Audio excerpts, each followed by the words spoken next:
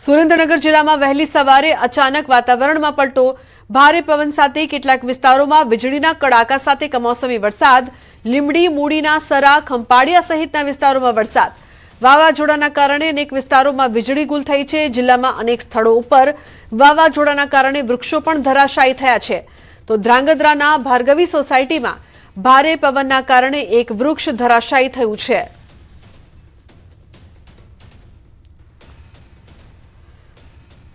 તો મિની વાવાઝોડાના કારણે ભક્તો અટવાયા છે। પંચમહાલના પાવાગઢમાં રોપવે સેવા બંધ, પાવાગઢ ડુંગર ઉપર ભારે પવનના કારણે રોપવે સેવા બંધ થઈ છે। વહેલી સવારે પાવાગઢ ડુંગરના વાતાવરણમાં પલટો આવ્યો છે। તો ડુંગર પર ભારે ધુમ્મસ સાથે જ ઠંડાગાર પવનની લહેરો જોવા મળી હતી।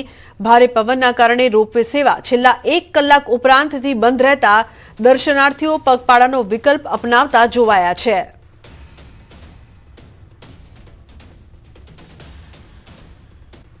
બીજી તરફ મહેસાણાની વાત કરીએ તો મહેસાણા જિલ્લાના વાતાવરણમાં પણ અચાનક પલટો આવ્યો છે।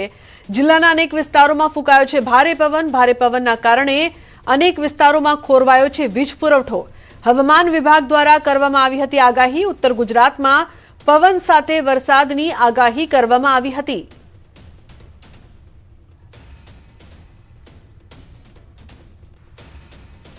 બીજી તરફ વાવ-થરાદ જિલ્લામાં મોડી રાત્રે ખાબક્યું માવઠું।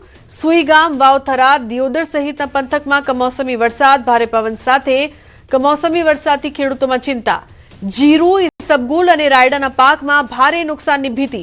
ભારે પવન ફૂંકાતા અનેક જગ્યાએ જનજીવન પણ પ્રભાવિત થયું છે। અમદાવાદમાં વહેલી સવારે ફૂંકાયું વાવાઝોડું। શહેરમાં મોડી રાત્રે ભારે પવન ફૂંકાયો।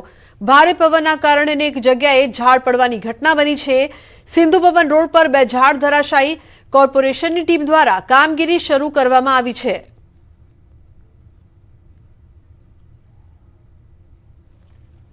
અમદાવાદ શહેરમાં વહેલી સવારે ભારે પવન ફૂંકાયો હતો। પરિણામે અનેક વિસ્તારોની અંદર ઝાડ પડવાની ઘટના બની હતી। આપ જે દ્રશ્ય જોઈ રહ્યા છો તે અમદાવાદના સિંધુ ભવન રોડ ઉપરના આ દ્રશ્યો છે કે જ્યાં જે મહાકાય 2 વૃક્ષ હતા તે બંને વૃક્ષ પડી ગયા હતા। શહેરમાં અનેક જગ્યાએ આ પ્રકારની ઘટનાઓ જોવા મળી છે કારણ કે વહેલી સવારે ભારે પવન ફૂંકાયો હતો અને તેને પરિણામે અનેક જગ્યાએ ઝાડ પડવાની ઘટના બની હતી। આપ જે દ્રશ્ય જોઈ શકો છો અહીંયા આગળ જે 2 ઝાડ હતા તે બંને ઝાડ અહીં પડી ગયા છે। જો કે સદનસીબે કોઈપણ પ્રકારની જાનહાનિ જોવા મળી ન હતી, પરંતુ જે રીતે હવામાન વિભાગ દ્વારા આગાહી કરવામાં આવી હતી અને થંડરસ્ટોર્મ એક્ટિવિટીઝના કારણે અનેક વિસ્તારોની અંદર વરસાદ પણ વરસી શકે તેવી આગાહી કરવામાં આવી હતી। જો કે અનેક શહેરોમાં, ગુજરાતના અનેક શહેરોની અંદર વહેલી સવારે ભારે પવન ફૂંકાયો હતો। કેમેરામેન હિરેન શાહ સાથે ઋત્વિજ સોની, ન્યૂઝ 18 ગુજરાતી, અમદાવાદ। તો બીજી તરફ અરવલ્લી જિલ્લામાં વાતાવરણમાં પલટો જોવા મળ્યો છે। જિલ્લામાં વાદળછાયું વાતાવરણ સર્જાયું છે। શામળાજી, વાસેરા કંપ વિસ્તારમાં પવન ફૂંકાયા છે તો આકાશમાં કાળા ડિબાંગ વાદળો ઘેરાયા છે। વહેલી સવારથી અચાનક ભારે પવન ફૂંકાયા। વાતાવરણમાં પલટો આવતા ખેડૂતો ચિંતિત બન્યા છે। તો વહેલી સવારથી જે દ્રશ્યો સામે આવ્યા છે, ભારે પવન ફૂંકાઈ રહ્યું છે। અરવલ્લી જિલ્લામાં પણ વાદળછાયું વાતાવરણ સર્જાયું છે। ખેડૂતો ચિંતામાં મુકાયા છે। શામળાજી, વાસેરા કંપા વિસ્તારમાં પવન ફૂંકાયા છે। તો વહેલી સવારથી અચાનક ભારે પવન ફૂંકાયા છે। ઉલ્લેખનીય છે કે એકાએક વાતાવરણમાં પલટો આવતા ખેડૂતો ચિંતિત થયા છે। તેમને પાક નુકસાનની ભીતિ સેવાઈ રહી છે। તો હવે વાત કરીએ તોફાની માવઠાની આગાહી વિશે।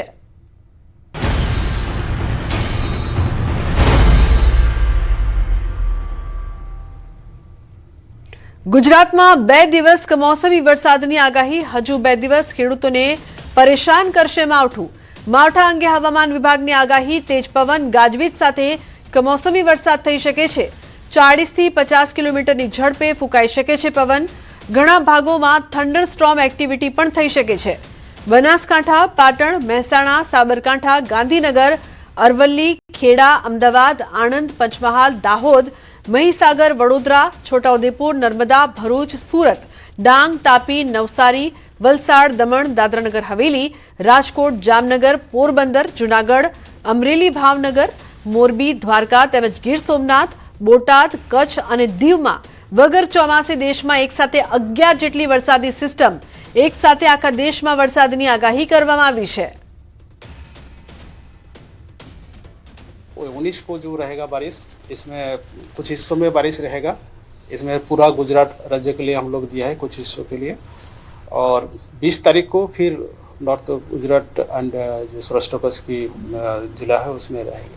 और इसमें येलो वार्निंग के साथ हम thunderstorm with lightning, wind speed 40 to 50 kilometre प्रति घंटा रहने का भी पूर्वानुमान दिया गया है।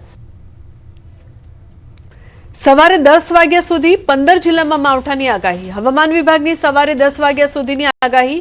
દાહોદ, પંચમહાલ, મહીસાગર, ખેડા, અરવલ્લી, સાબરકાંઠા, બનાસકાંઠા, મહેસાણા, પાટણ, ગાંધીનગર, અમદાવાદ, મોરબી, સુરેન્દ્રનગરમાં સવારે 10 વાગ્યા સુધી થંડરસ્ટોર્મ એક્ટિવિટી સાથે હળવો કમોસમી વરસાદ થઈ શકે છે. સાથે 40 કિલોમીટરની ઝડપે પવન પણ ફૂંકાઈ શકે છે. હાલ ભારતભરમાં હવામાનમાં પલટો આવ્યો છે, ત્યારે યમુનોત્રીમાં પણ અત્યારે ભારે બરફવર્ષા થઈ રહી છે. ઉત્તરાખંડના ઉત્તરકાશી જિલ્લામાં સ્થિત યમુનોત્રી ધામ અને તેની આસપાસના ઊંચાણવાળા વિસ્તારોમાં ભારે હિમવર્ષા થઈ રહી છે, જેના કારણે સમગ્ર વિસ્તાર બરફની સફેદ ચાદરથી ઢંકાઈ ગયો છે. યમુનોત્રીનો વિડીયો સામે આવ્યો છે, જેમાં જોઈ શકાય છે કે કેવી રીતે ભારે પવન ફૂંકાતા હોર્ડિંગ્સ પણ પડી ગયા છે. રોડ રસ્તાઓ પર બરફના થર જામી ગયા છે. તો સમગ્ર વિસ્તારમાં બરફની સફેદ ચાદરથી ઢકાયો હોય તેવો નજારો જોવા મળી રહ્યો છે. ઉત્તરાખંડમાં ભારે પવન ફૂંકાતા હોર્ડિંગ્સ પણ પડી ગયા હતા. ઉત્તરાખંડમાં અત્યારે ભારે બરફવર્ષા થઈ રહી છે. સમગ્ર ગંગોત્રી ધામ અને આસપાસના વિસ્તારો બરફથી ઢંકાઈ ગયા છે. હાલ તાપમાનનો પારો 0 થી નીચે નોંધાઈ રહ્યો છે.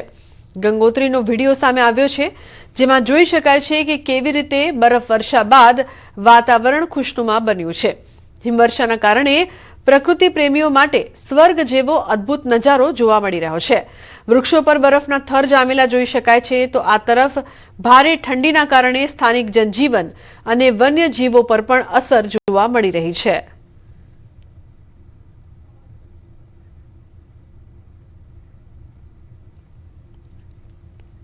સમાચારમાં આગળ વાત કરીએ શાંતિ જાળવો.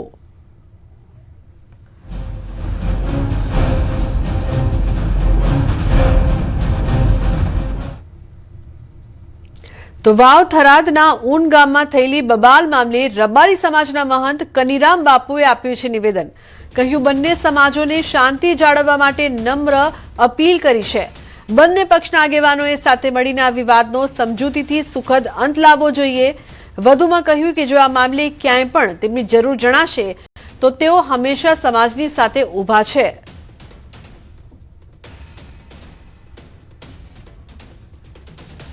તો ઊન ગામમાં જે પ્રકારથી સમગ્ર ઘટના સામે આવી હતી, રબારી સમાજના મહંત કનીરામ બાપુએ અપીલ કરી છે. બંને સમાજોને શાંતિ જાળવવા માટે તેમણે ખાસ અપીલ કરી છે. આગેવાનોએ સાથે મળીને સમજૂતીથી અંત લાવવો જોઈએ તેવું પણ તેમણે કહ્યું છે. જો અમારી જરૂર પડે તો અમે તમારી સાથે છીએ તેવું પણ તેમણે જણાવ્યું છે. ભાઈ સમાજ ખોટા ઝઘડા તોફાન ધમાલમાં નોંધાશો. મહેરબાની કરી આનો અંત લાવીને સમજૂતી કરીને સમાજના આગેવાનો સમાજના સમજૂતદાર વ્યક્તિઓ બેસીને એનો રસ્તો કરો અને ટોળા કરી અને તોફાન ધમાલ થાય એના પરિણામ સારાનો. એકતાથી, સમજૂતીથી અને સમાજના ડાયા માણસો વિરુદ્ધ આગેવાનો ભેગા બેસી અને આનો એક કોઈ પણ રસ્તો કાઢી અને સમાધાન ઉપર આવો, એટલી મારી સાધુ તરીકે, ધર્મ તરીકે, ધર્મગુરુ તરીકે મારી વિનંતી છે. તો બુલેટિનમાં હાલ રોકાશે એક બ્રેક.